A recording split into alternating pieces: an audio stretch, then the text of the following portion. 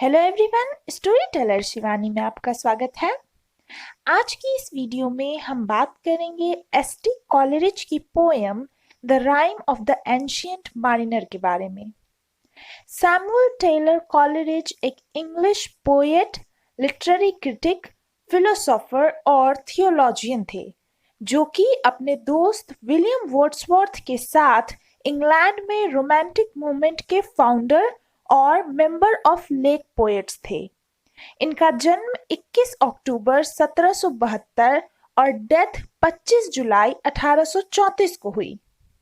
The rhyme of the ancient mariner Samuel Taylor Coleridge की longest major poem है, जिसे 1797 से 1798 के बीच लिखा गया और 1798 में फर्स्ट टाइम पब्लिश किया गया।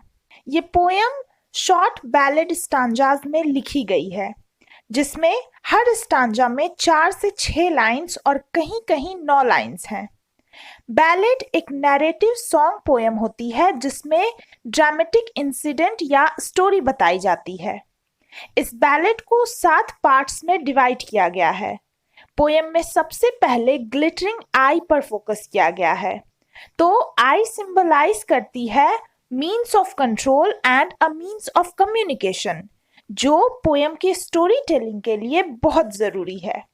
जब शब्द कम पड़ जाते हैं तो आंखें काम आती है। अगर बात करें पोएम की थीम की, तो वो रेट्रिब्यूशन यानी कठोर दंड है। पूरी पोएम में एंशिएंट मारिनर अपने कर्म का दंड भोगता है, एल्बेट्रस को मारने का दंड। और इस पोएम का मोरल है to appreciate all forms of life. Poem शुरू करने से पहले इसके टाइटल की मीनिंग समझ लेते हैं। राइम यानी अ राइमिंग पोएम, एंशिएंट यानी बहुत पुराना, और मैरिनर यानी सीमैन या सेलर यानी नाविक।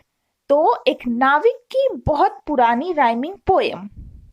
पोएम के एंड में हम इसकी सेक्शन वाइज समरी को देखेंगे। तो चलिए शुरू करते हैं।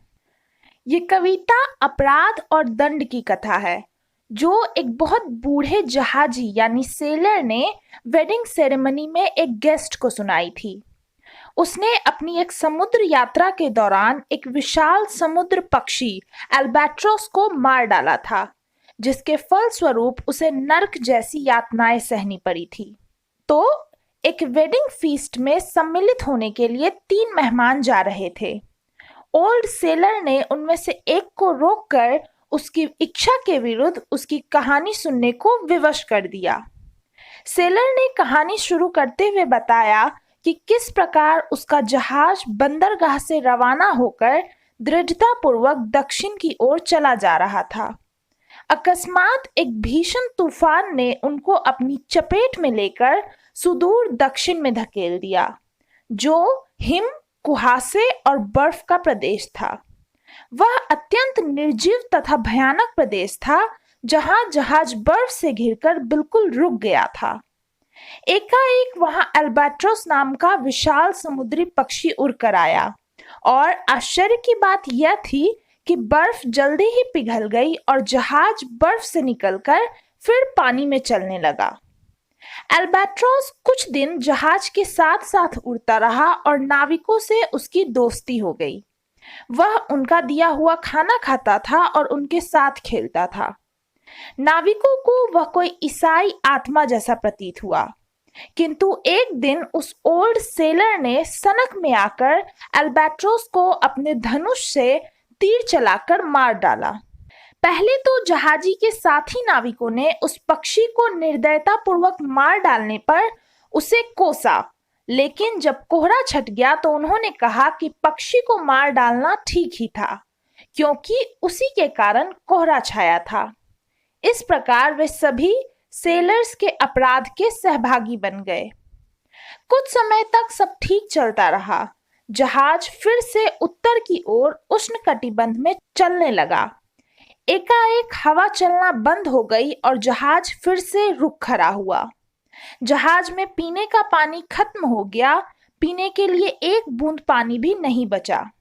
समुद्र का पानी सड़ने लगा और कुरूप जंतु पानी पर तैरने लगे।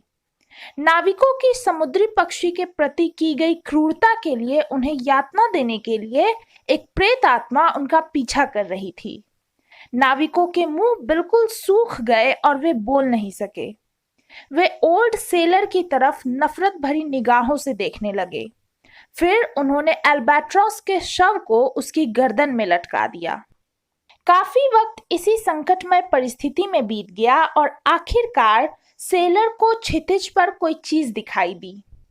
नाविकों को आशा हुई कि कोई जहाज उन्हें संकट से मुक्त करने आ रहा है, लेकिन उनकी आशाएं शीघ्र ही टूट गई, क्योंकि वह चीज तो सिर्फ जहाज का कंकाल था।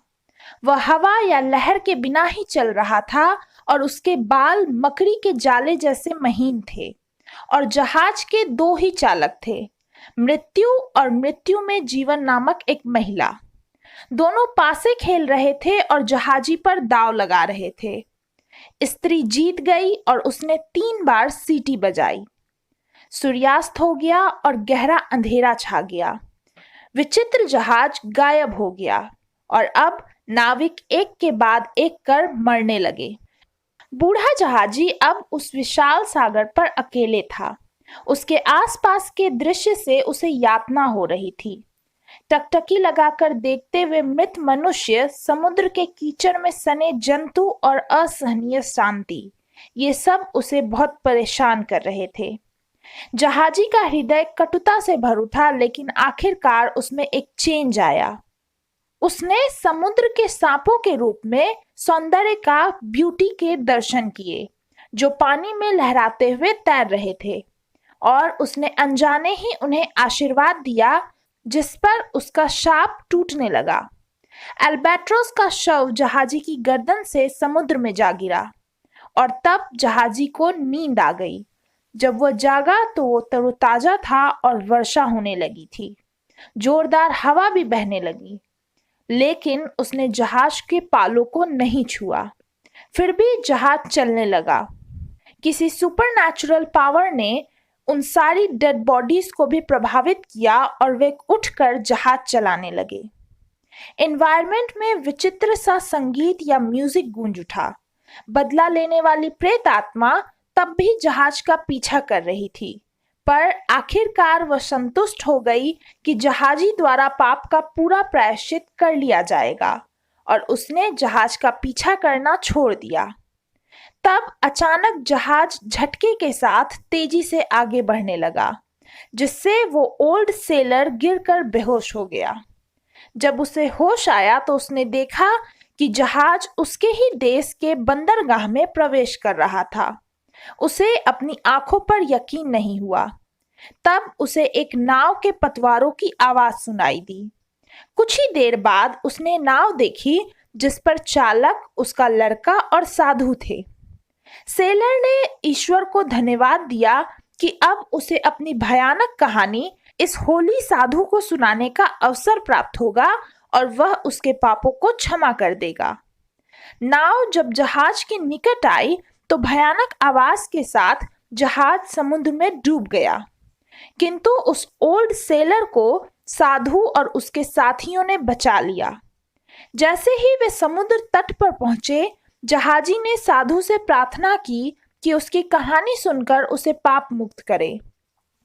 उसने अपनी क्रूरता और उसके लिए भुगते गए भीषण दंड की कहानी साधु को सुनाई। जहाजी को अपने शेष जीवन में देश देश घूमकर उस शादी के मेहमान की तरह लोगों को अपनी यह कहानी सुनानी पड़ी, जिसका यह उपदेश था या यह मोरल था कि मनुष्य को ईश्वर के बनाए सारे मनुष्यों, पक्षियों तथा पशुओं से प्रेम करना चाहिए, और यही ईश्वर की सर्वोत्तम प्रार्थना है। अब अगर बात करें इसकी सेक्शन वाइज समरी की, तो पोयम का फर्स्ट सेक्शन एक्चुअल क्राइम के बारे में बताता है, जिसमें मैरिनर ने अल्बाट्रोस को मार दिया। सेकेंड सेक्शन में मैरिनर ने जो किया उसे उसकी पनिशमेंट मिलने लगती है। शिप रुक जाता है, नाविक प्यास से तड़पता है। और थर्ड सेक्शन में गिल्टी सोल को अपने किए का अनुमान होता है। वो रियलाइज करता है कि उसने कितनी बड़ी गलती की और उसके कंपेनियंस मरने लगते हैं। फोर्थ सेक्शन में सेंस ऑफ सॉलिट्यूड को इलैबोरेट किया गया है कि मैरिनर जहाज पर अकेला बचता है और एक टर्न आता है जब वो वाटर स्नेक्स को ब्लेस करता है, आशीर्वाद देता है। फिफ्थ सेक्शन है process of the soul's revival. जहाज आगे बढ़ने लगता है, डेड आदमियों के पास स्पिरिट्स खड़ी दिखती हैं और मैरिनर को हेवनली म्यूजिक सुनाई देता है। सिक्स्थ सेक्शन में ये जो हीलिंग का प्रोसेस था ये थोड़ा रुक जाता है जब मैरिनर अपने मरे हुए साथियों के प्रेजेंस से डरता है। वो उनकी यादों और डर से त्रस्त है और उसे बहुत पछतावा होता है, जो अपने साथ ह्यूमिलिटी यानी नम्रता और पश्चाताप लाता है। तो इस सेक्शन का अंत डेड सेलर्स के पास एंजेलिक फॉर्म्स के विजन से होता है और लास्ट सेक्शन में गिल्टी मैन यानी मारिनर संघर्ष करता है और लिविंग मैन वाली जगह पर आ पहुंचता है। उसके क्राइम्स तो खत्म हो गए, लेकिन उसकी पनिशमेंट जो कि लाइफ इन डेथ है चलती रहेगी। उसे हमेशा याद रहेगा उसने क्या किया और इसलिए वो दूसरे लोगों को ये वार्निंग देते हुए कहानी सुनाएगा। तो आई होप आपको वीडियो पसंद आई होगी। Thank you.